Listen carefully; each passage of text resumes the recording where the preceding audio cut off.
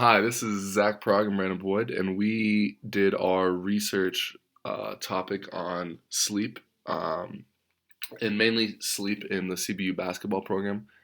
And this was easy for us to be able to do because of our place in the CBU basketball team, and we were there on the games, and we were able to be with the players and constantly ask them how they felt. So the introduction. Uh, The purpose of this research was to determine whether athletes, specifically the CBU men's basketball team, sleeps during home and away games. Um, the tests were active during a very important time in collegiate basketball player season, which was conference play. And basically, during conference play, it's high stress and high volume workouts that can really impact players' physical and mental attributes. And so sometimes that can affect sleep. So we chose this time to be able to record this study. Um, and as it's been said in other literature reviews in the past, in high times of stress, sometimes sleep can be impacted very much so because of the fact that athletes can be waking up sometimes during the middle of sleep and they're just not getting as many hours as they should be to be able to perform at the highest level. So we wanted to find if athletes were getting more sleep on the road, meaning at away games, out of town, not at home, and then if they were getting more sleep at home. Um, and we chose this because we think that it is possible that athletes get more sleep at away games because there are less distractions posing possible threats to their time and sleep. And I think that uh, we did a good job in being able to focus on the sleep aspect of away and home games. During the lit review, we were able to look at different journal articles that did a good amount of studies on athletes, but most of them we found were on Olympic athletes as well as there wasn't really any studies done on basketball players as such, and not many on collegiate athletes regarding sleep. And if there was, it was mostly focusing on the quality of sleep that they were getting, um, based on throughout a whole year and throughout like weeks, not just necessarily on game nights or game days, home and away. Um, so we chose that. We thought that doing one on a collegiate men's basketball team would be a great idea, and we have the means of doing so as we are on the team and are able to have access to the players and their sleeping habits. Uh, and then the articles we that we read before were discussing on how athletes cope with stress and how the sleep can affect their performance.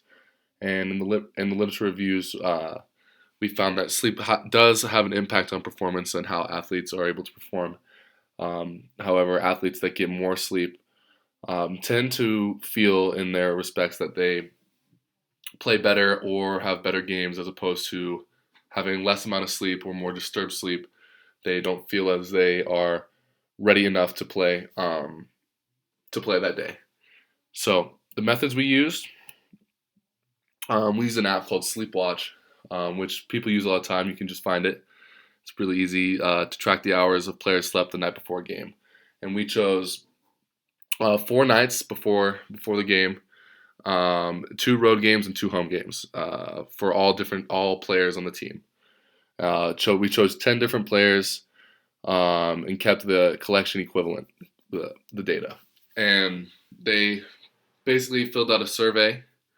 And I will let Brandon speak on that more coming up in the next slides. But uh, I think it was a good testament to pick from 2 games away and 2 games home because that's able to get the error away. Because if one night maybe something happens, the other night it would fix itself. So I think having 2 nights home and away is able to reduce that margin of error in possible data collection, and I think we did a decent job in being able to do so. And Brandon will talk more about the data and a little bit more about the methods in the survey and the questionnaire that the players were able to fill out before each and every game.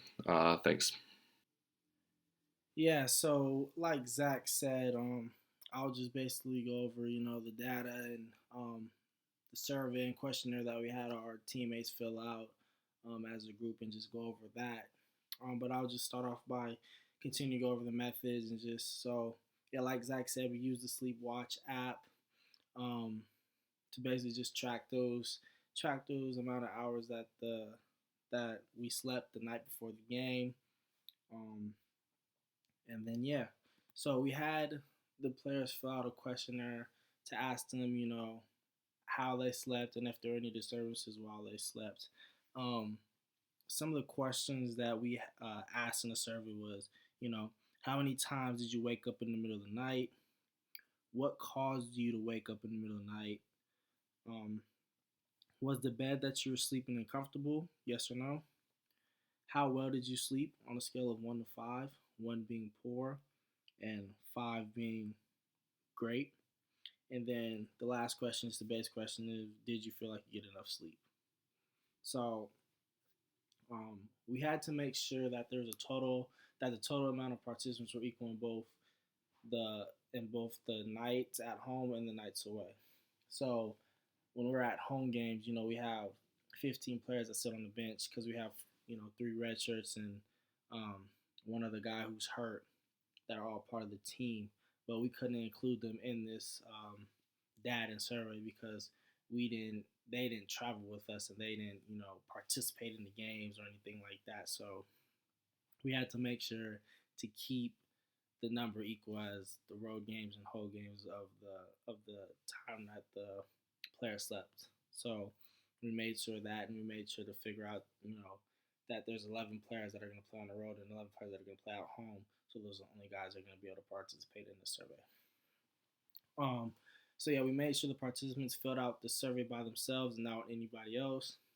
So basically, what we had them do is um, with the sleep app, we had them sleep with their phone right next to them, and that sleep app is a great app, and it helps track the amount of hours that each player slept the night before. So what we had them do is we gave them the survey the night before, and on that survey we had them fill out the name, sign it, and then we had them, put the time that they fell asleep, and then as soon as they wake up, fill out the time that they woke up, you know?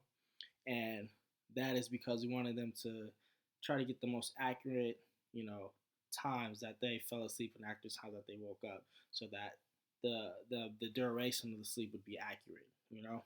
And how we try to make them fill it out the survey by themselves and not anybody else. I mean, there's always two guys in the room and their roommates, but we wanted to make sure that the survey that we had, the questions, everything like that, we wanted that to be, not like, you know, players asking each other players how they answer the question, things like that. We wanted it to be just by themselves and, them fill out the survey, not with any other people, helping them or anything like that. Just because we wanted the information to be as credible as it could be. So that's how we figured out the survey, and that's how we got it to work for us. So here are the results. So I'll start by just talking about this statistics right here, the results. So what we're looking at is we have the location. So the one is the nights that the player slept on the road, and the two is the night before the player slept at home.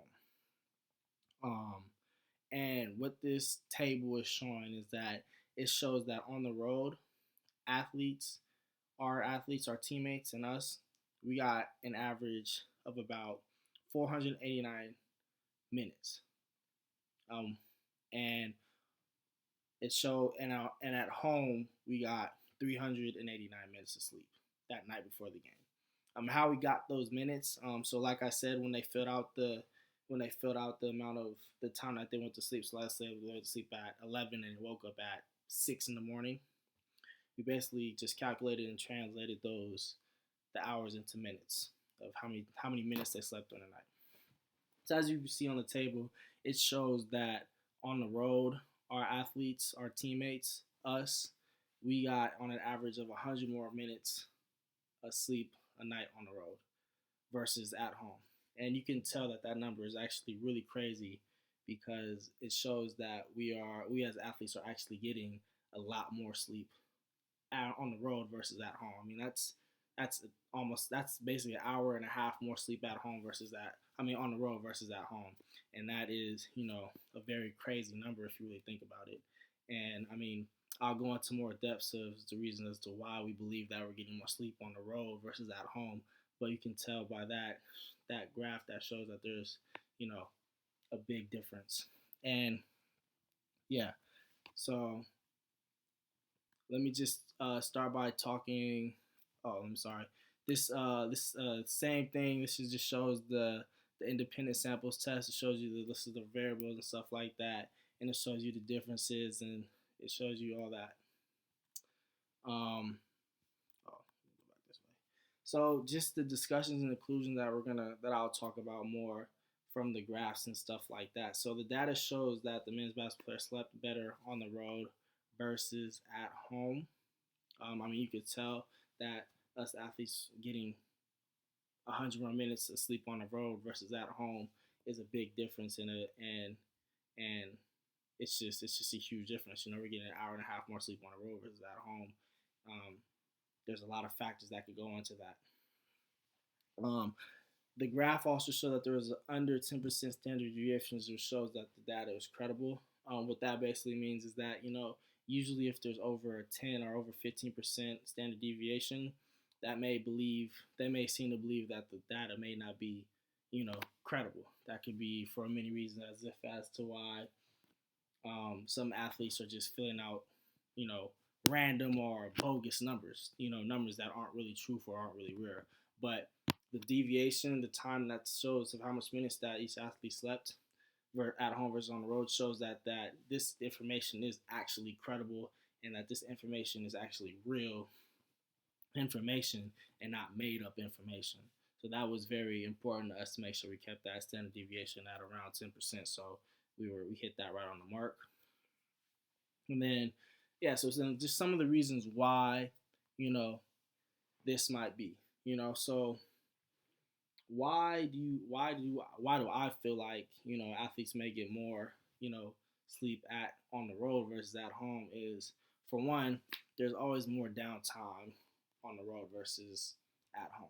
When you're on the road, yeah, we practice, yeah, we eat as a team, but for the most part, we're always confined in our rooms. There's always a roommate and a TV, and I mean that's basically it. I mean, you're in a new town, you don't know anything, you don't know anything to do out there, and you basically can't go anywhere because you're not having transportation. So I mean, you're always in your room and for the most part in your bed watching TV. So that downtime really makes it hard for us to hard for us as athletes to really do anything besides sleep.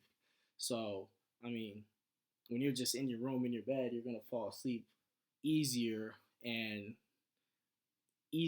and longer than you would at home, where there's more distractions and stuff. And that brings me on to my second point as the distractions that there are at home versus on the road. Um, like I said, I mean, the distractions at home are there's just a lot more distractions at home. I mean, you're in your hometown, you know more people. I mean, there's always something to do, because you just know people and there are always things to do. You have transportation because you have a car, you're on campus. It's just, there's a lot more distractions to being at home versus to being out the road. And for me, in my personal experience, um, I like, if I can't sleep, I'm gonna go to the gym and I'm gonna get shots up, you know? So it could be 12 at midnight, 1 a.m. the night before the game, and I've done this before, and I just go in the gym because I can't sleep, and I will get shots up. So that, you know, relates to me being up more, even though I'm in the gym getting shots up, but I'm not asleep because I can't sleep because I don't know why. And since I have a key to the gym and I can get in the gym whenever I want, if I can't sleep, I'm going to go to the gym. And I'm not saying that's the only reason, but for me personally, that is why I get better sleep on the road, because if I can't sleep at home, I'm going to find something to do. And then a last part is, from looking at our surveys and our data, one of our questions was, was the bed that you're sleeping in comfortable? It's a pretty basic question, but I think that is one big reason why we players get better sleep on the road versus at home is because on the road our beds are more comfortable. And I'll explain that by saying that hotel beds, yeah, you might not think they're comfortable, but all of us athletes stay in dorms on CBU.